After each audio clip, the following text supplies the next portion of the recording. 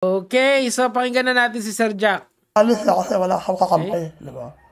Okay, sige. Susumbong sa Pinoy. Okay. Alam niyo ba yung issue dito sa Scarborough? Ito yung TLDR nun. Actually, meron namang explanation yun si Sunny Trillanes. Hanapin nyo na lang sa TikTok or sa YouTube. Pero ang basic na explanation niya dyan, nagkaroon ng standoff ang Pilipinas at saka ang China sa Scarborough Shoal. So, ang ginawa ni Pinoy, sined niya si Trillanes as emissary doon sa China na mag-stand down tayo. So, ang ginawa ng China, nag-atras sila ng military power, nag-atras din tayo ng military power. Kaso, ang nangyari, pag alis natin, may natira pa ng mga Chinese vessels doon. And from there, gumawa na sila ng artificial island. Kaya natin sila dinamanda sa The Hague. Gets? Kaya doon tayo nanalo. Kaso, ang problema, ayaw nilang i-acknowledge yung panalo natin doon sa korte na yon, doon sa Court of Arbitration na yon. So, I just wanna give you that detail kasi ang problema kasi sa mga ganitong klaseng vlogger, hahanap sila ng issue tapos doon sila magfo-focus. Gawain ng mga vloggers yan eh. Mag-uungkat sila ng dating issue tapos gagawin nilang issue yun ngayon. Kahit na out of context na masyado yan sa panahon ngayon, hindi na siya relevant sa usaping West Philippine Sea. Kasi much greater scope yung nangyayari sa West Philippine Sea kung saan ang China ay kinukuha ang buong West Philippine Sea. Yung ating napanalunan sa arbitration. Gets nyo? Meron kasing napanalunan tayo which is hindi yun, ewan ko kung naiintindihan niya yun, di ba? Hirap kasi sa ganitong mga vloggers, para hindi nagre-research. Yung mga talking points lang na trader si Trillanes. Pakinggan natin siya, baka may makuha tayong punto. 17 August 2012. He cannot take the hit. He's a coward. Mag-walk out ka lang dyan, okay lang, babasahin na Senator Enrile. Oh. Senator Trillanes request. Kasi eto, napanood ko to itong video ni Sir Jack. Basically, popost niya, magko-comment siya ng konti, kunyari, explain niya kung ano yung nangyayari. Pero, there's really nothing relevant na ina-add siya na bakit kailangan natin itong pag-usapan ngayon. Gets? Kasi si Trillanes naman, napatunayan niya yung sarili niya na loyal siya sa bansa natin. Tama? Napatunayan niya na yung mga conviction niya sa buhay, yung mga paniniwala niya, linalaban niya hanggang dulo. Di ba? That no notes be taken. That's one. Two. Alam mo ang iba dyan, kasi pinupuntasan ng mga DDS si Trillanes na traidor na ng bansa. Sino ba yung may gentleman's agreement? Di ba? Sino ba yung handily na binigay? Di ba yun yung isang issue ni Pangulong Marcos kay Duterte pag alis niya? Nalaman niya na lang na meron palang gentleman's agreement na sobrang one-sided. Di ba? Pinapayagan mo mangisda sa maliit na part yung mangingisda na yun. Kaso, in-encroach na yung buong West Philippine Sea ng China. Yun yung difference. Kasi nga, duwag ayaw lumaban sa China. Kahit na yung idea na lang na pinapakita, kasi ano ba yung naging policy ng gobyerno ngayon sa China? Ito yung pinaka-relevant Ginagawa nila, pinapakita nila sa mundo kung ano yung ginagawa ng China. It is very important kasi sa China, yung optics nila sa mundo. This is why, kapag pumunta ka halimbawa sa Amerika, di ba, may Chinatown. Or sa ibang parts ng Asia, merong Chinese culture, meron silang Chinese culture na mga parts doon to introduce Chinese culture sa mundo. Okay? So, ganun ka-importante sa kanila yung image nila sa buong mundo. So, nakita ng bansa natin yan. So, sige, huwag kayong mag-behave, papakita namin kung ano talaga kayo.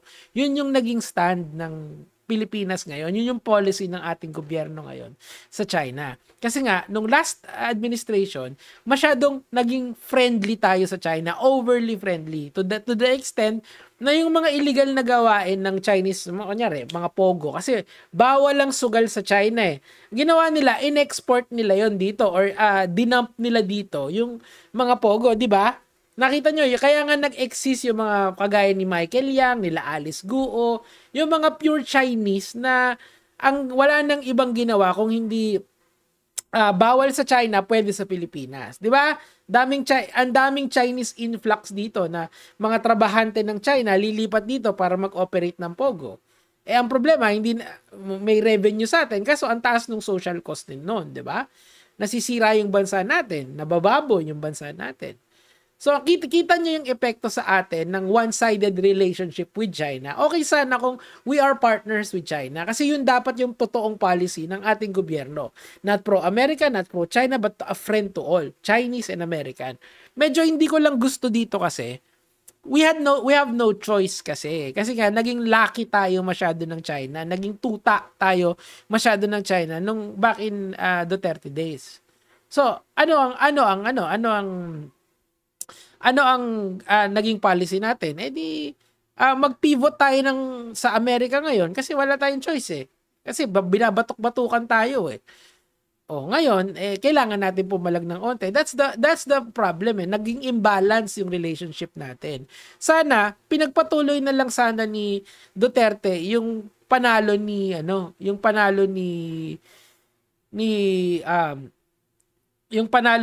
tawag dito ni Pinoy sa The Hague. Tapos pinush niya talaga na sa atin ng West Philippine Sea. Kaso hindi naman ganoon eh. Nito na lang yan eh. After nag-iba yung administration, iba na naman yung policy.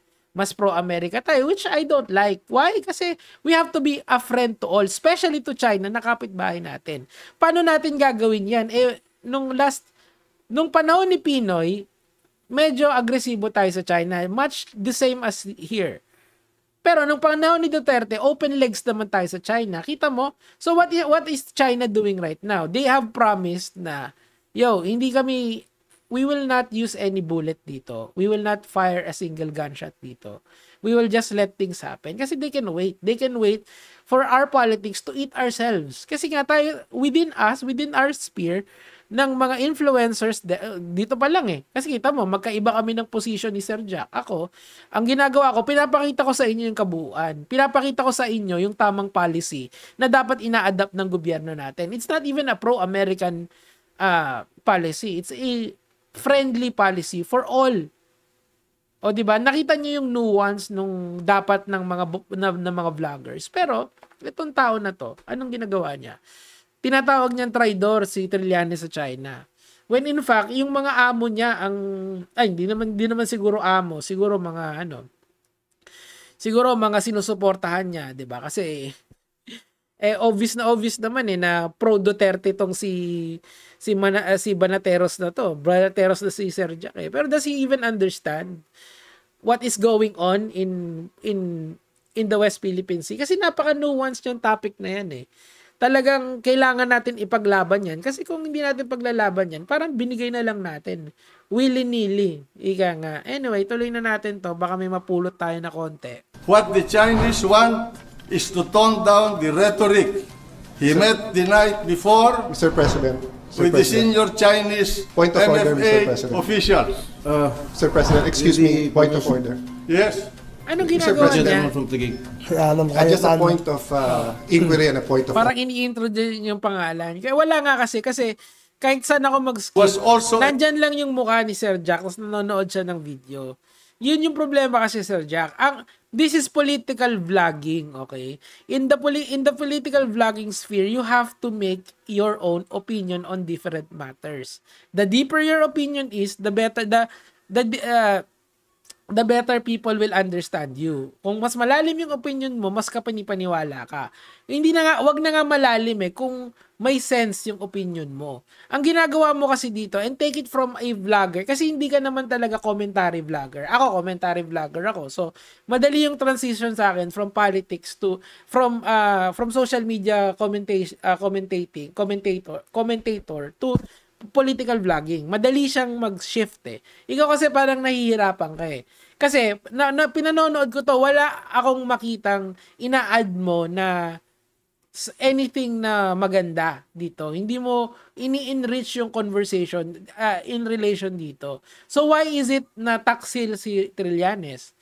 Is it really na binenta niya? Siya mismo yung nagbenta or si Pino yung nagbenta? Or, kasi, why would China buy something when they can get it for free? 'Di ba?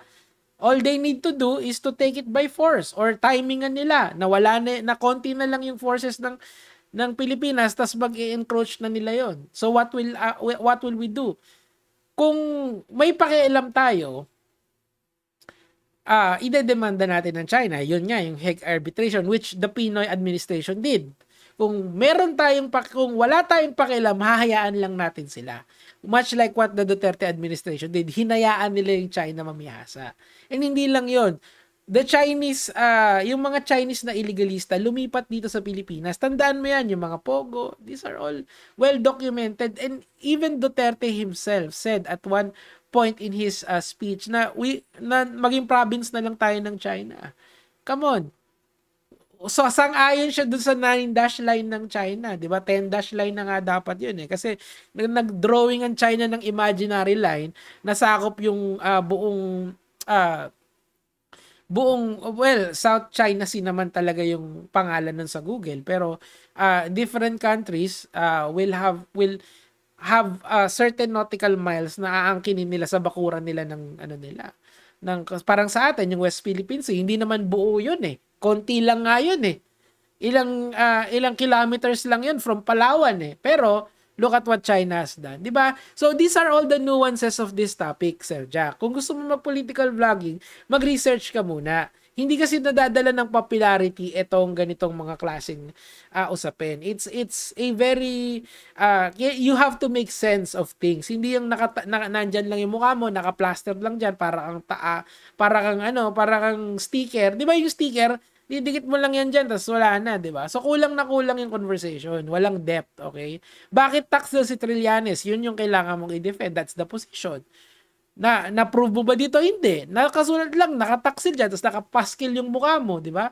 Munta nga. Anyway, yun lang naman po yung sa akin for today. Gaya mga lods.